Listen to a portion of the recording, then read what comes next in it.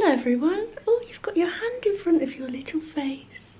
I've just had too much milk and I'm milk drunk. Oh my god, guys. This actually doesn't feel real. Oh. Hello everyone. It's nice to meet you. Hello my loves. I hope you're all really well. Oh my goodness, this feels so surreal. It feels so nice to finally be sat down and just be able to catch up. Obviously a lot has changed over the past month. We have got so much to catch up on. Firstly, I just want to say I'm so sorry for the delay with this video. Obviously we spent the first week of baby's life in hospital, which I'll speak about a little bit later on in this video. I had in my head, as soon as we got back from hospital, I would be in a routine and I'd be able to sit down and chat with you guys and just catch up. That did not happen. My life has zero routine right now. It consists of feeding, nappy, cuddles, repeat. That is my life right now. And to be honest, the past 2 weeks we've been home 2 weeks today actually. It has just all been about this little guy. It's all been about this little guy and just settling back into our home, finding our feet as new parents and trying to get into a little bit of a daily routine, because I live for routine and it's been really quite hard just not having a plan each day. You guys know I'm such a planner and it's taken a lot of adjusting, but yeah, I just wanted to say thank you all so much for all of your patience. But yeah, motherhood is honestly the best thing to ever happen to me. I can't even explain it. Like I feel like a reborn human. I feel so different about just everything. I feel like I've been reborn. I feel weirdly like this is what my life purpose is. My purpose in life is to look after this little guy, and yeah, it's just been amazing. It's been extremely overwhelming and I have this newfound like parent anxiety, which has been a lot, but it's been truly like indescribably amazing. Yeah, guys, I feel like these past 2 weeks, I say it's been one big blur, and that's because I've literally been sat like this, just staring at our baby, just in awe.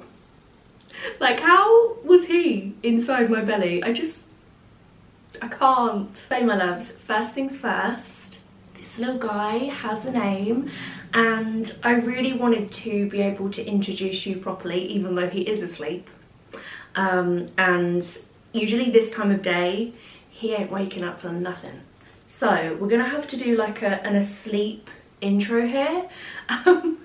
But I am very, very proud to introduce you all to Noah John Sutherland. Why do I feel like I'm gonna cry? Do you know what, guys? We love this name so much because it's so him.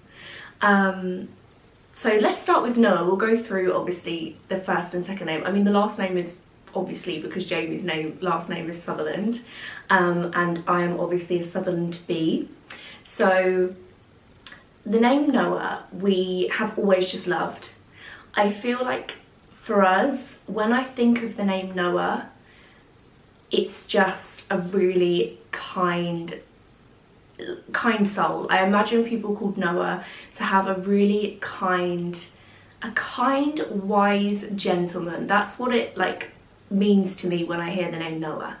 And I just think it's modern but also like biblical, and I love that Noah built the ark and all the animals went on the ark. Like, I just loved everything about it, so we were pretty set from Noah. We did toy with the name Teddy, but obviously our cat's called Teddy, so we kind of were like, they both can't be called Teddy, so we'd have to rename Teddy the cat, and that just felt really wrong. But I do also love the name Teddy, and I also love the name Bear. Could have Teddy as a first name and Bear as a second. I'm just thinking about like his first job interview and they're like, Teddy Bear. You would not appreciate that, would you? So yeah, his first name is Noah, which we are just absolutely in love with, and I feel like it really suits him. I've always said this, I feel like people look like certain names, and before we were like super set on that name, we wanted to wait until he was born to make sure he looked like a Noah, and I feel like it just suits him so much. So then his middle name is John, which some of you may know, but my dad's name is John. And we actually, for a while, his middle name was going to be Miles, because we thought it was kind of cool that his name would be Noah Miles Sutherland, because then it would sound like a double-barreled surname but not be one. But as time went on, Jamie actually suggested it and he said, how about John? And I was like, oh my goodness, like, yes, it just felt so right. Ooh. And him having my dad's name as his middle name just means everything to me. And even though my dad isn't here, I feel like part of him is with Noah because it's his middle name. But yeah, and we love how Noah John sounds as well. I just think it sounds like such a cool name. Yeah, so that's his name, Noah John. Oh. So Noah is 3 weeks old tomorrow. I can't believe how quickly time has gone and how much he changes every single day. I cry pretty much every day at the moment because he just looks different. I feel like every day I look at him, I'm like, why do you look different today? And like his clothes that was so big for him 3 weeks ago are like borderline, they're going to be too small in the next few days. And it just makes me sob, guys. Like, crying is a new part of my daily routine because I'm like, he's growing up too quick. But yeah, he was born 3 weeks ago tomorrow, on the 31st of May 2022 at 12:40 AM, and he weighed 7 £5. He's now 8 pounds, well, he was 8 pounds a few days ago, so he's probably about like 8'2" now. But I wasn't, like, I was really surprised at his weight because I spoke to you guys about this on Instagram, but when I had my ECV, they did a measurement then when I was nearly 38 weeks pregnant, and I had Noah at just over 40 weeks. I think it was 40 weeks and 3 days, so he was a little bit overdue. But his estimated birth weight was 5 pounds 7. So I was expecting him to be super tiny. He is a very small baby anyway. Like, he's still in tiny baby clothes. Like, he's not even in newborn clothes yet, so he's a small baby, but I guess he just weighs a lot. But yeah, I was really surprised at his weight. Something else as well, his name is Noah, but Jamie and I have never called him Noah. We actually call him Noe. Everyone calls him Noe. So that's what you're known as, my love. You are Noe. Until he's like 18 and he's embarrassed by Noe, then we'll have to bite our tongues and call him by his actual name, which is Noah. Guys, I'm gonna pop him in his bed because I feel like he's getting a little bit hot on me, because it's quite a warm day today. So I'm gonna make him nice and cozy in his bed and I will be back. Okay, my loves, I am back and it's time to talk about all things birth. I feel like my birth story is quite a long one, so pause this video, get yourselves a nice drink, some snacks, and let's talk birth. So, as you guys know, I didn't have like a set in stone birth plan, purely because I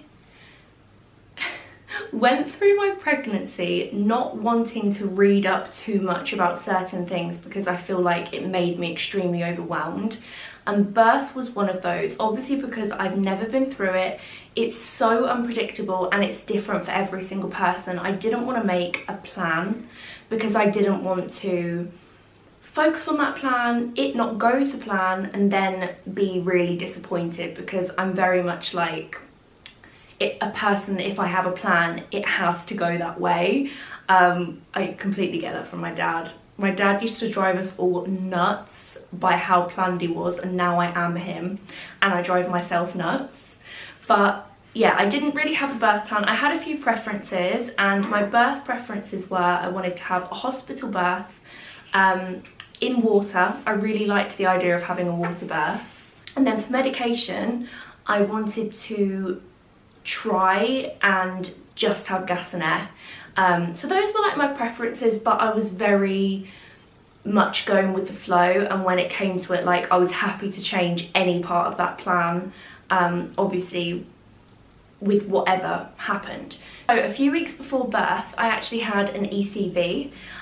So at nearly 38 weeks, I had an ECV, which basically means if your baby is breech, and Noah was breeched throughout my entire pregnancy, a doctor can actually attempt to turn your baby from the outside by literally just going like this on your tummy. So their head is down, so you can give birth vaginally. Whereas obviously if baby is breech, you can go for a breech birth or you can have a C-section. So I decided to go for the ECV. I've got Instagram story all about my experience, and it's saved in my pregnancy highlight just in case any of you are interested. But that was successful. Noah was turned around and his head actually stayed down until I gave birth. So I went into labour on the 30th of May, and that was the Monday. You guys would have seen in my birth vlog. But I started getting contractions about 3 in the morning. I didn't know by this point if they were Braxton Hicks or not, so I started timing them on a really handy app called Contraction Timer. And all you do is simply hit contraction started when you have a contraction, and then stop when it stops. The app will actually tell you, like, it will average it out, so it's really good. So when you, when you call up your midwife, you can say, I'm having this many contractions every hour for this amount of time. It's really good. We called the delivery suite at the hospital, and they basically said, when your contractions become too painful and you feel like you need pain relief, that's the time to come in. So we stayed at home for about maybe like 10 hours of me having contractions, and they were really getting quite painful. They weren't unbearable, but they were painful, and I was like, I don't really want to leave it to the point they're unbearable. So we went into hospital. They did loads of checks, basically said that like my waters hadn't broke, I wasn't like dilated or anything, so we could go back home again and wait. So we came back home. We picked up a Nando's actually on the way home. So we came home with our Nando's. In between each contraction, I was like eating my Nando's and then just dying for about 2 minutes, and then eating my Nando's, and then another contraction would come. They were pretty painful at this point. Like, I knew within the next hour we'd be going to hospital. Yeah, we went back to hospital. That was kind of a bit of a blur. Like, I don't really remember the trip to hospital the second time. I feel like from that point, stuff started to happen really quickly. So we got to hospital. My water still hadn't broken. I was 3 centimeters dilated. Obviously your baby is being born at 10 centimeters, so I was 3 centimeters dilated. We got to hospital, and guys, I was sobbing. I did not think I would be this much of a wreck, but I was. I was like on the hospital floor. It makes me embarrassed thinking about it. We were in a ward. I was on the hospital floor crying, like sobbing. Probably the most I've ever cried, because it was really, really, really painful at this point. And I just had no idea how it was going to feel, because I've never given birth before. So I was like begging. I was like, I need pain relief. I need pain relief. Give me anything. So they gave me paracetamol, which did not touch the surface at all. Paracetamol doesn't even help a toothache. So had the paracetamol. About an hour went by. Oh, they were getting so much more intense, so much closer together. They were so much longer. Poor Jamie, like, he was so good. He was literally like there, like holding my hand, like, it's okay, it's okay. I was like, I need pain relief, I'm dying. I was so dramatic. So then the midwife gave me a morphine drink, which is like a really low dosage of morphine, which kind of tastes like sweet, you just drink it. So as soon as I drank that, I was sick. So best believe I've been put off Nando's for quite a while. Was sick, felt like I was gonna poo myself. Like, the amount of pressure down there was incredible. Like, it just felt like, all of my organs were just gonna drop out of my bum. We then got moved from the ward to the water lily suite, which where you can have a water birth. There are 3 different rooms, and they were so nice. Like, honestly, oh, the room was so nice. I wish I could have appreciated it a little bit more at the time, but because I was just in a lot of pain, I feel like I didn't appreciate it. But it was so nice. It was like a really like dark room with like fairy lights in the ceiling. There was a big round like tub, and then there was like a little recliner next to it. You had your own bathroom and shower, and then there was like this really nice area the other side of the room which had like bean bags and like floor cushions. It was just such a nice setting. And that's why I kind of wanted the water bath, because I knew the rooms were just like a really relaxing kind of vibe. You can put your own music on. So Jamie put on our Spotify playlist, and I feel like that was when it really started getting going. So I got in the bath. I was in a lot of pain at this point because I basically I was on no pain relief at this point, because I had paracetamol and had the morphine drink but was sick. So I had no pain relief in my system at this point, and having contractions with no pain relief is hard, like very hard. So she checked again. I was still 3 centimeters dilated 2 hours after going into hospital. So the midwife basically said, I'm going to leave you in the room, I'll bring you another morphine drink, but we need to wait until you're more further along to look into more pain relief. So I had the morphine drink, was sick again, was constantly pooing myself, guys. All my dignity was out the window at this point, right? I was there naked, pooing myself and being sick. I mean, about another hour went by, and by this point I was screaming. I was literally screaming every time I was getting a contraction. They were so close, and I noticed there was quite a lot of blood because I was in the water. There was quite a lot of blood as well. So I said to Jamie, like, you have to call the midwife back in. Like, I just feel like something's not right. It was so painful. I was like, something must not be right. Bear in mind, this point I was still on no pain relief because I was constantly being sick. So any pain relief that had gone into my system obviously had come out because it was all orally. So he rang the bell, the midwife came, and I just said to her, like, I feel like I need to push. Like, I genuinely feel like I need to push. Like, there's so much pressure, I've just got to push. And she checked down there. She was like, good news, you're 9 centimeters dilated. Can you imagine? 9 centimeters on no pain relief. The baby's head was like there. Noah's head was there. It was ready to come out. My water still hadn't broken. So at this point, I was still in the water. Baby's heart rate had started to drop. So they got me out of the water, and I went over to the little beanbag area. And I just had to push. So like, I was pushing and my waters didn't break. So Noah actually came out in the bag. So his head started to come out, but it was in the water bag.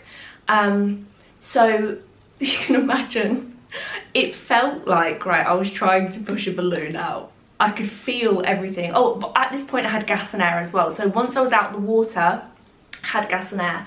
But because I'd got to that point on no pain relief, the gas and air took the edge off it. Like, the gas and air is fab. Like, I had it when I had an ECV, and it just makes you a little bit like, ooh. But I had gas and air, and that did take the edge off it, but it didn't, like, I felt everything. I felt everything. So yeah, his head was there, but it was in the bag. So they had to snip the bag around baby's face. So obviously when they snipped the bag, my waters broke and he just like fell out because he was in the bag. So it was so much, like he was just balancing there. The bag was snipped and he just kind of like, I remember just feeling like everything fell out of my body. I've missed a really funny bit out that Jamie would kill me if I didn't tell you, because it was the highlight of his life apparently. So when I was in the water, just before I got taken out the water, he gave me the gas and air, which I started having just before I was taken out the water. And it obviously makes you say things that you wouldn't normally say. And apparently I was like on all fours with the gas and air. And I was saying, have I pooed myself? I just feel like I've pooed. I must have pooed. I've pooed, haven't I? And they were like, no, it's fine. Like, we've seen it all before. And Jamie said, there was 2 midwives. They had nets fishing out my poo. So yeah, my birth felt like, you know when like a horse gives birth and it kind of just like tumbles out? That's how I felt like my birth went. Obviously because he fell out at great force, because it wasn't gradual, it wasn't like push the heads out, push the bodies out. It was just like, because I actually had a 4th degree tear. So I had to go off to theatre. Baby was left with Jamie. You're being very noisy over there.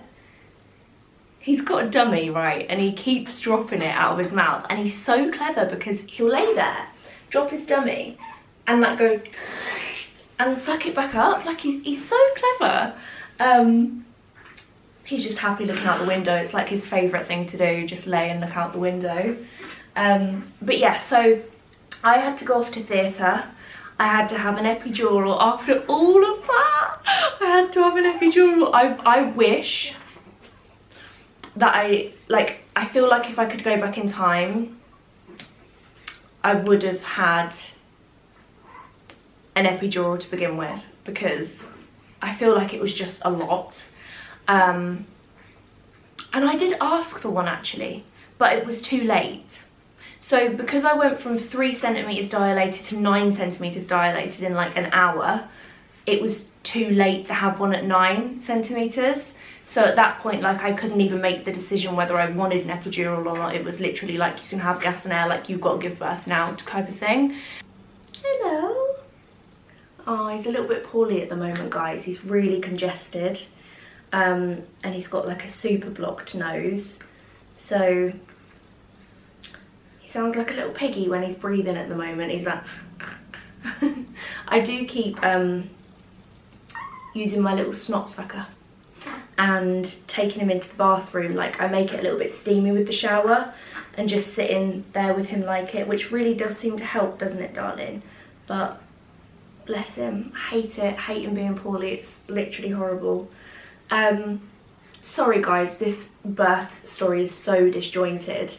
You're gonna have to bear with me over the next few months whilst I like try and find my feet with filming, because obviously it's gonna be just a lot different now. Obviously Noe's here, but yeah, so I feel like after my birth and how it went, I kind of wish I'd looked more into birth, which I purposely didn't do because I didn't want to feel anxious. But I feel like I was just a bit clueless. Like, when it came to giving birth, are you doing a poo again? But yeah, it is what it is, and everything happens for a reason. And when I look back, I am like, I'm happy with how everything went. And obviously, like, Noe was so like healthy and safe when he was born, so that literally is all that matters to me. As long as he was brought into this world, you know, as safely as he could be, then that's literally all that matters to me. So yeah, when I was taken into theatre, I had to have quite a lot of stitches. Obviously I couldn't feel a thing because I'd had the epidural as I went into theatre, which was quite nice actually, because I couldn't feel anything from literally like my neck down. so I couldn't feel what it felt like. But after that, it was quite hard because I couldn't feel anything. When I was taken back into the room with Jamie and Noah, I couldn't breastfeed because I couldn't feel anything. Like, it was so hard to try and breastfeed when you can't feel your boobs, and you can't really hold your baby properly, and you can't sit up, and I literally couldn't move. I was like this for literally, like, I feel like my feeling in my legs didn't come back for ages. And it was hard as well because I couldn't like pick him up. I couldn't sit up to pick him up. I couldn't change his nappy, and I couldn't do all of the things that I would have wanted to do. And I also, as well, because I had to be rushed off to theatre pretty much immediately after he was born, I didn't get that time where it was just me, him and Jamie, you know, having some skin to skin, breastfeeding. Like, I didn't get that time, which I felt sad about at the time. Now I don't feel sad about it because we've got all the time in the world to be together, and we already have the most precious bond, and like, it didn't affect that at all. Because I'd read about how important skin to skin is after the first hour of a baby being born, I think that played on my mind a little bit, and that made me feel really sad. And obviously after you've just given birth, your hormones are so heightened that I felt sad about that. But now looking back, that really doesn't matter. But yeah, so I was pretty out of it for a few days after that because down there was so sore. Like, I couldn't sit up, I just couldn't do anything. So Jamie was, and has been, incredible, like so hands-on and so helpful, and he has just been so amazing. He's really like looked after both of us. Yeah, we stayed in hospital that night. So obviously I gave birth at 20 to 1 in the morning. So we stayed there that night, and then we were told on the Tuesday we could go home, providing I felt fine, we could go home. And I needed to like prove that I could like wee and stuff, because obviously if you can't wee there's a bit of complication. So I had to like fill up this pot, and I had to do like 400, was it 4? No, 200 ml of wee basically to be able to go home, to prove that I like everything was passing through okay. So yeah, we were literally just about to go home. We had done everything pretty much, like the discharge paperwork and baby's paperwork, and then I noticed he started breathing really quickly. Like, babies breathe a bit funny anyway, which I have noticed over the past few weeks. Like, their breathing is quite like, sometimes can be really fast, sometimes is quite squeaky or like grunty, especially now because he's quite congested. He's quite like, you are, aren't you? He's quite like, just sounds blocked, which can be really scary. But his chest was just like moving really quickly, and the midwives came in and checked it, and they weren't happy for him to come home with his heartbeat like that, because I think it was like 85 beats per minute when it should be under 60. So like, we were so grateful that we spotted that before we left hospital, because that would have been really scary if we'd come home and seen his breathing like that. And I feel like as well, when you have a baby, any slight little change to how they are is really scary, even though like you just kind of need to get used to certain like things they do. But anyway, so they kept him in overnight, and as the night went on they got a little bit worried about his breathing, so they thought he might have an infection. So he needed to have a cannula, but because he was literally less than 24 hours old, that was really hard. So he was taken into a little room, and they tried to put a cannula in his arm, in his hand, in his foot, but because his veins were so tiny, because he was so young, the veins kept rupturing, which was literally heartbreaking to see. Like, I've never felt so worried in my entire life. But he didn't cry once. He literally just laid there chilling, like looking around. Like, he was so brave, bless him. I don't think he had any idea what was really going on, but it was heartbreaking. So they tried, I I think 8 times to get a cannula in. They finally got one in his hand, and he was given a 5-day course of antibiotics. So obviously we were in hospital for a week in total, but as much as that was hard, because all I wanted was to come home to like our house, but at the same time I was so incredibly grateful that we were in the safest place for him. So he spent his first week of his life in newborn intensive care, but like I said, they took such amazing care of him, and it was literally the safest place we could be at that time. And they still don't really know what the infection was, but what they tend to do in newborns is they'll give them an antibiotic that kills off like most infections just to be safe. But yeah, you're all good now, aren't you, my love? Just a little bit congested, a little bit bummed up, my bubba. Yeah, that was my birth story. Sorry if it was a little bit all over the place. I feel like it was just the whole thing was such a blur. But yeah, do you know what, actually? My tear, I was saying this to the health visitor the other day, I'm so surprised at how quickly it's healed and how quickly I feel back to normal. Like, it's crazy. I was expecting it to be so sore for so long, and I was expecting it to never look the same again, but it literally looks exactly the same.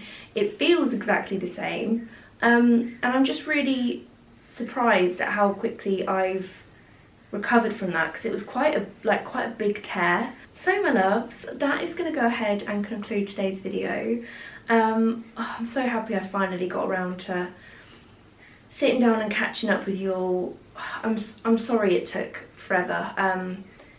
You're just gonna have to bear with me over the next few months as I kind of like get to grips with just our new life, basically. We're gonna start vlogging again soon, which is really exciting. We've got so much to catch up on just in general. Got loads of house updates for you. The garden office is nearly built, so we'll be starting on the playroom soon, which is so exciting. Obviously I have a whole new morning, evening, daily routine. Like, everything is just so different. I'm gonna start wedding planning soon, so we're gonna have a whole wedding series coming up, which is really exciting. And yeah, exciting times ahead. Hey Noe. Yeah, I'll catch up with you all really soon. Thank you for watching, and I love you all so much. Bye. Do you want to say bye? Oh, that wasn't a very nice goodbye. A big burp. Bye, everyone. Oh. Bye, guys. I love you all so much.